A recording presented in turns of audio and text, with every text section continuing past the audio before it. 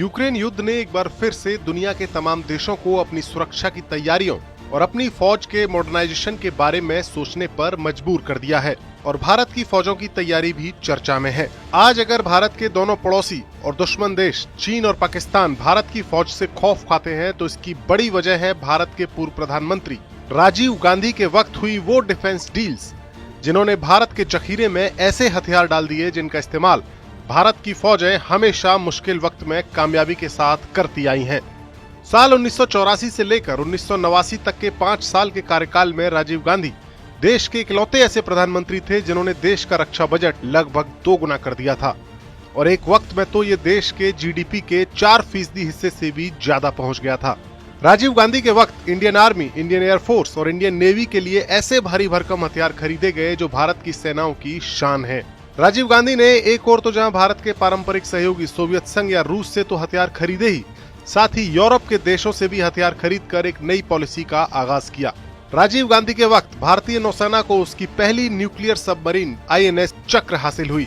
1987 में जब दुनिया के राजनीतिक हालात बदल रहे थे, सोवियत संघ और अमेरिका के बीच संवाद बढ़ रहा था, तब सोवियत संघ भारत को चक्र पनडुब्बी देने से हिचकिचा रहा था।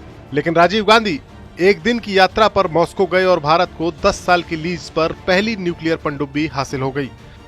यह पहला मौका था जब किसी देश को लीज पर कोई न्यूक्लियर सबमरीन दी गई हो।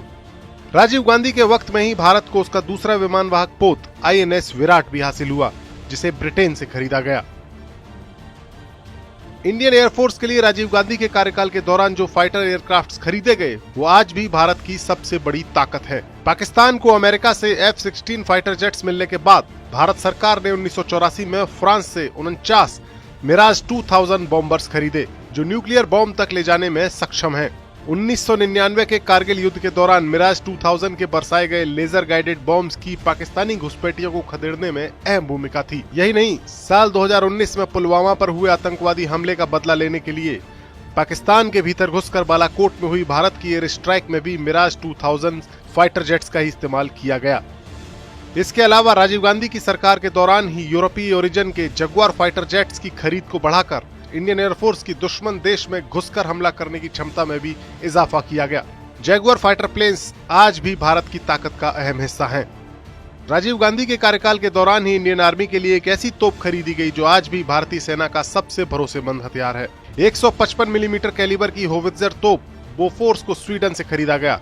बोफोर्स ने कारगिल युद्ध के दौरान अपनी काबिलियत को साबित किया और पाकिस्तानी घुसपैठियों के लिए काल बन गई।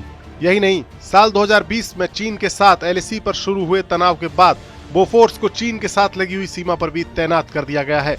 हालांकि इस तोप की खरीद में भ्रष्टाचार के आरोप भी लगे जिसकी कीमत राजीव गांधी को चुनाव हार कर चुकानी पड़ी, लेकिन अदालत में राजीव गांधी के ऊपर बोफोर्स की दलाली के आरोप टिक नहीं सके। 21 मई 1991 को तमिलनाडु में चुनाव प्रचार के दौरान एक आत्मघाती हमले में राजीव गांधी की हत्या कर दी गई, लेकिन उनके शासनकाल में खरीदे गए हथियार आज भी भारतीय सेना की शान और भारत के दुश्मनों के लिए सिरदर्द बने हुए हैं।